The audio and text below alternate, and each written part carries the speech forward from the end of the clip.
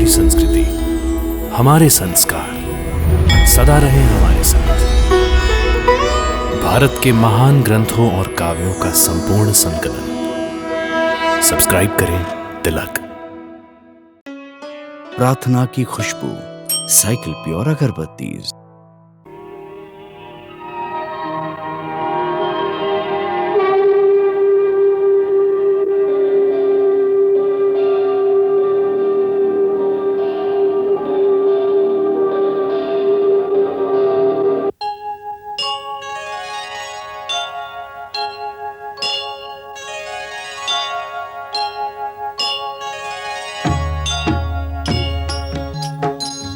सीताराम चरित अति पावन, मधुर सरस अरु अति मन भावन।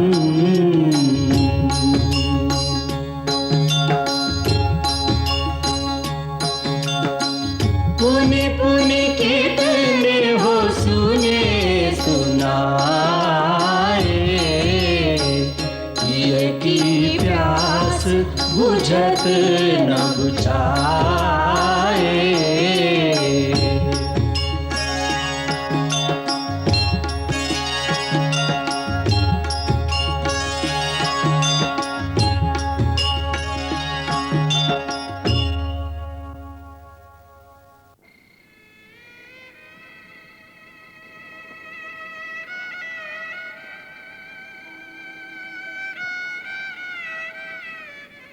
गुरुदेव ने कहा है कि वन देवी से व्यर्थ के प्रश्न नहीं करना, जब वो बात करे तो ही करना। और गौतमी माँ ने कहा है कि इन्हें कभी अकेला नहीं छोड़ना, हर समय इनकी सेवा में रहना। हाँ, नहीं तो क्रोध करके ये अपने लोक चली जाएंगी, हो सकता है। पर सत्यवती, इंद्रलोक से ऊपर कौन सा लोक होता है? क्यों? गुरुदेव ने कहा था ना कि ये इंद्रलोक से भी ऊपर के लोक से आई हैं। ये तो सब गुरुदेव ही जाने। तुमने देखा, जब से आई हैं इन्होंने एक भी बात नहीं की। नहीं, एक बात की थी गौतमी माँ के साथ। हाँ, एक बात की थी। पर मनुष्य इतना चुप कैसे रह सकता है? एक दिन में केवल एक ही बात। यदि मैं इस प्रकार चुप रहूं तो मेरा तो पेट ही फट जाए। बस अब न बोल, जाग जाएंगे।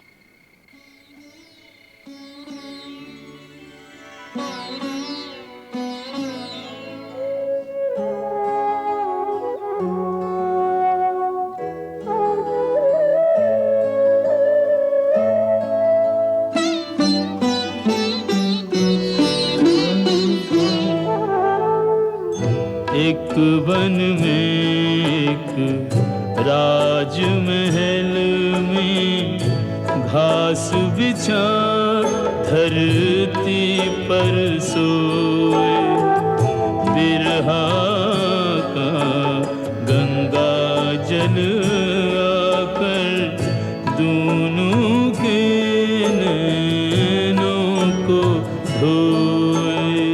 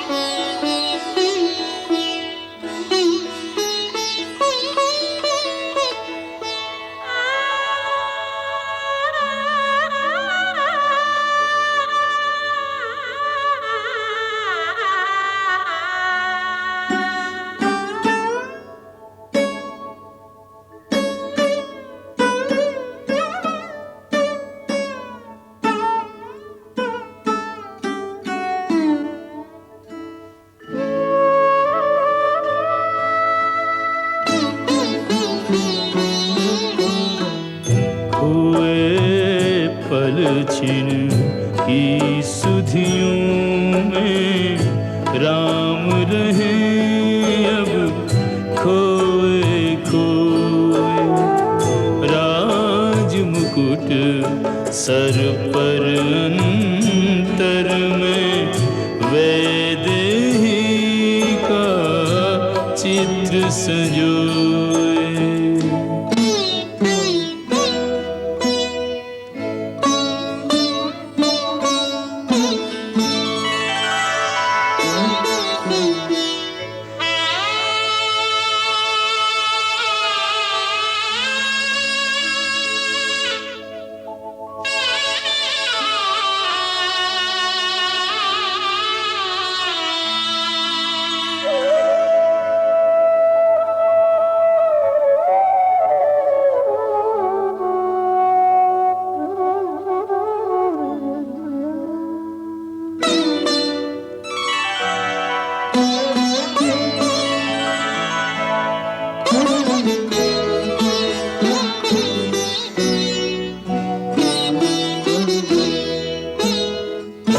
राजकाज में लीन यंत्रवत रहते रघुवर, सबकी सुनते सबको देते न्याय बराबर।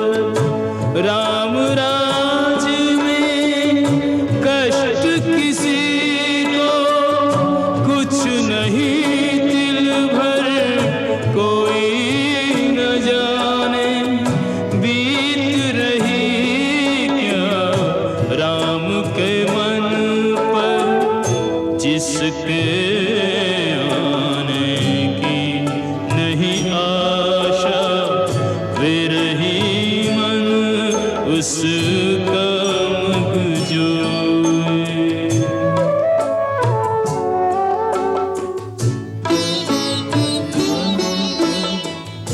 बैरागी का जीवन जीते दोनों को कितने दिन बीते। सीता जपती राम की माला, राम हृदय कहे सीते सीते। बिरहा के इस अतल सिंधु ने राम सिया के हृदय डुबोए। बिरहा के इस अतल सिंधु ने राम सिया के हृदय डुबोए। तीनों लोग हैं सहमे सहमे, अब क्या बीते अब क्या होए।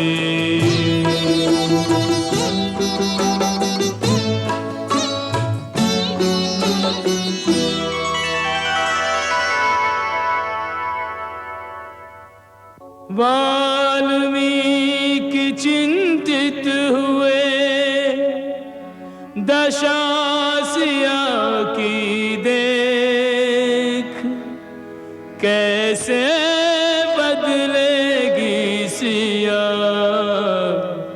यूं विधना के लेख।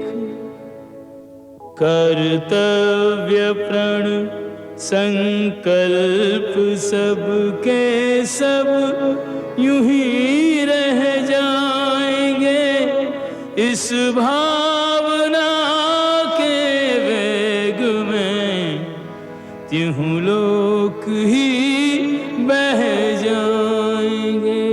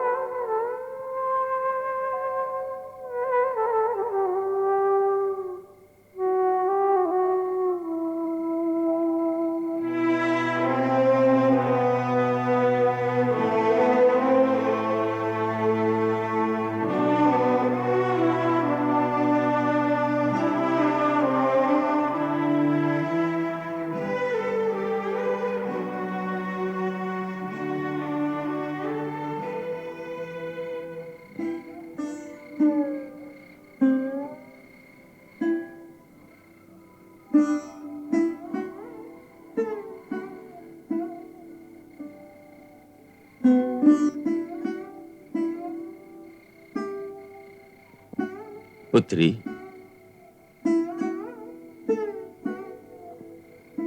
किस सोच में डूबी हो?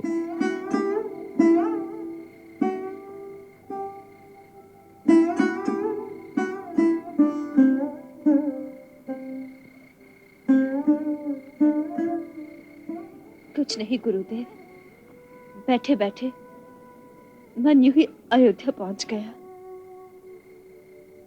यदि मन से बार बार अयोध्या ही भागना था तो अयोध्या छोड़ी क्यों थी? मन है बार बार उनके श्री चरणों में चला जाता है। पुत्री, मन का तो स्वभाव ही यही है कि वो इधर से उधर भटकता रहे। मनुष्य यदि अपने मन के अधीन हो जाए तो मन उसे भी अपनी तरह इधर से उधर भटकाता रहता है। परंतु जिसने अपना कोई लक्ष्य निर्धारित कर लिया हो, उसके पास मन के पीछे बावला होकर इधर से उधर और उधर से इधर भटकने का समय ही कहां है। उसको तो केवल उसी एक मार्ग पर आगे जाना होता है जो उसे सीधा उसके लक्ष्य तक पहुंचा दे। पुत्री, तुम एक लक्ष्य लेकर चली हो। तुमने पूर्वजों के सामने जो शपथ ली थी उसे याद करो। तुमने कहा था, मैं मिथिला नरेश, राजा जनक की पुत्री सीता, अपने महान पति, अपने भगवान श्री राम के चरणों की शपथ लेकर वचन देती हूं कि आज के पश्चात मेरी छाया भी आपके पवित्र राजकुल पर नहीं रहेगी। मैं अपने नाम का भी त्याग करती हूं, जिससे यह कलंकित नाम किसी की जिह्वा पर ना आए। मैं रघुकुल की भावी संतान को अपने गर्भ में धारण करके जा रही हूं और वचन देती हूं कि इस संतान को इस योग्य बनाऊंगी कि वो आपके नाम और कीर्ति को और भी उज्जवल करे।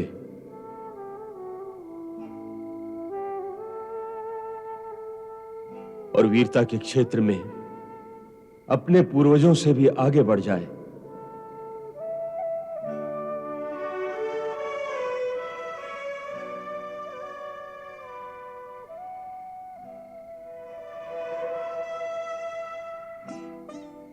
तुमने जिस संतान को उन पूर्वजों से भी बढ़कर प्रतापी और वीर बनाने का संकल्प लिया है,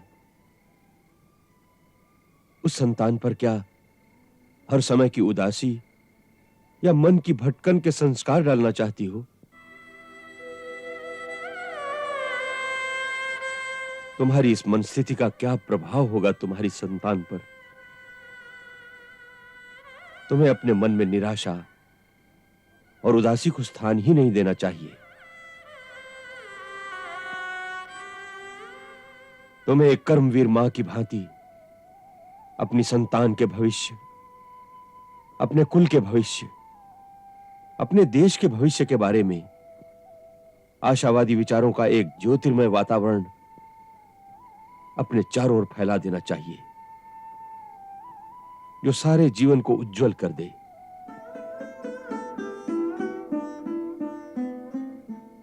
पुत्री, जिन्हें भविष्य का निर्माण करना होता है वो मन के अधीन होकर नहीं चलते, मन को अपने अधीन करके आगे चलते हैं।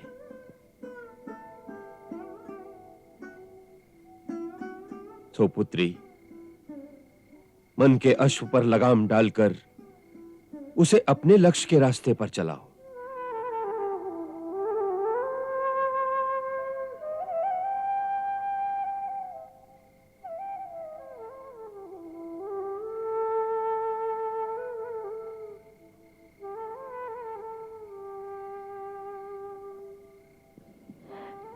मुझे क्षमा करे भगवान, आपका उपदेश सत्य है, परंतु राघव का वियोग असहनीय है। मुझे अपने से अधिक चिंता उनकी रहती है।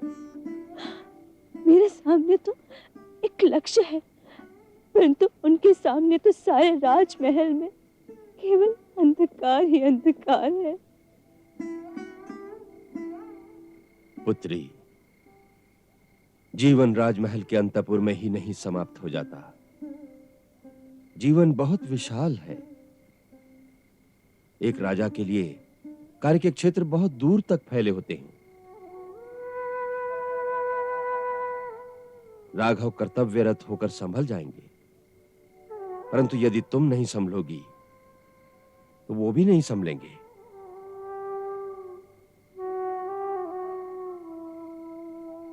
दो प्रेमियों के बीच उनके मन की तरंगें एक अदृश्य रूप में एक दूसरे तक पहुंचती रहती हैं।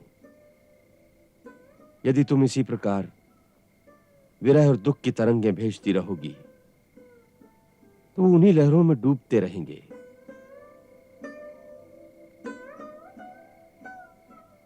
तुम्हें कर्तव्य परायणता, कर्मवीरता और आशा की ज्योति तरंगें उनकी ओर भेजनी चाहिए, तभी तुम उनकी सच्ची सहायता करोगी। पुत्री, इस विरह और निष्क्रियता के अंधकार से निकलो और एक ज्योतिर्मय उज्जवल भविष्य के निर्माण में व्यस्त हो जाओ। ये मत भूलो कि एक महान बलिदान के पथ पर तुम बहुत बड़ा उत्तरदायित्व लेकर चली हो।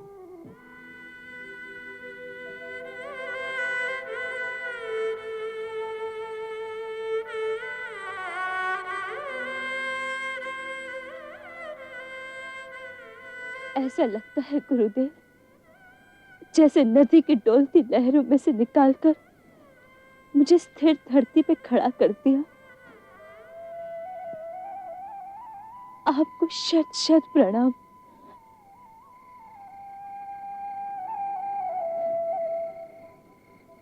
मुझे आशीर्वाद दीजिए कि मैं आपके बताए हुए मार्ग पर दृढ़ता से आगे बढ़ सकूं।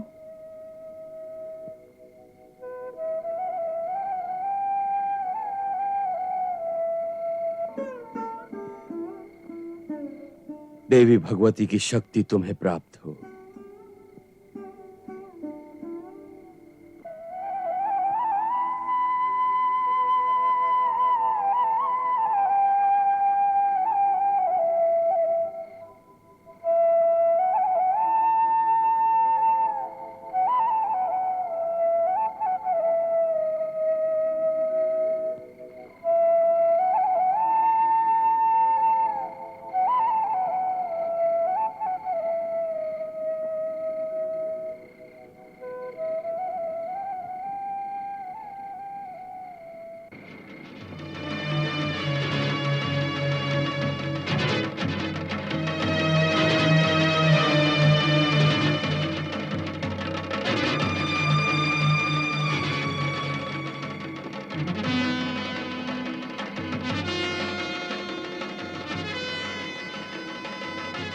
एक राजसी रथ अयोध्या की ओर आ रहा है।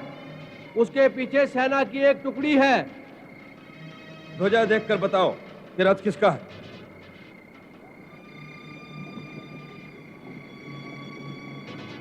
अंधेरे में दिखता नहीं। अपने सैनिकों को तैयार कर दो। जो आज्ञा।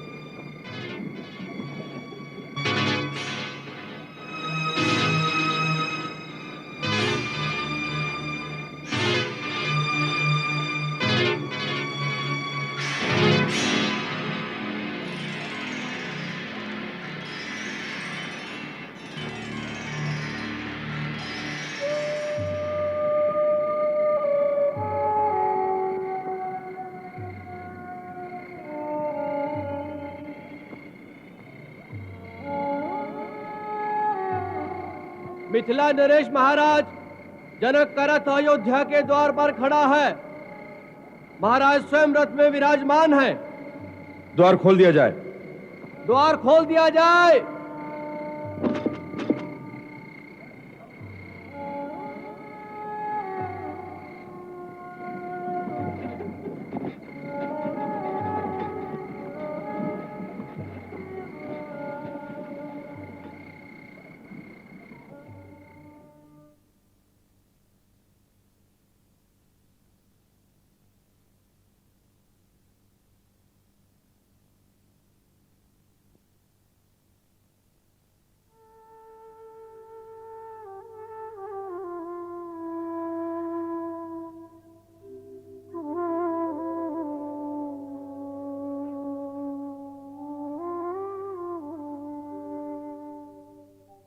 भैया,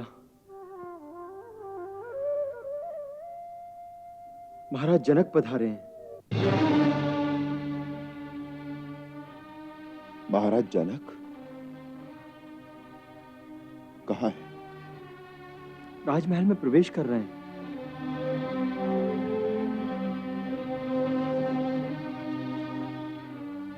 मंगल भवन अमंगल हारी, प्रभु सुदशरथ अजिर बिहारी।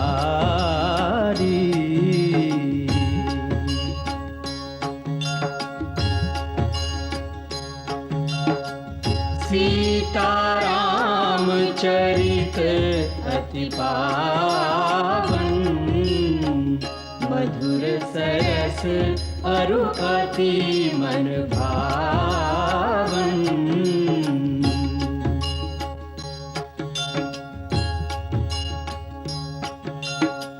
पुनि पुनि कितने हो सुने सुनाए,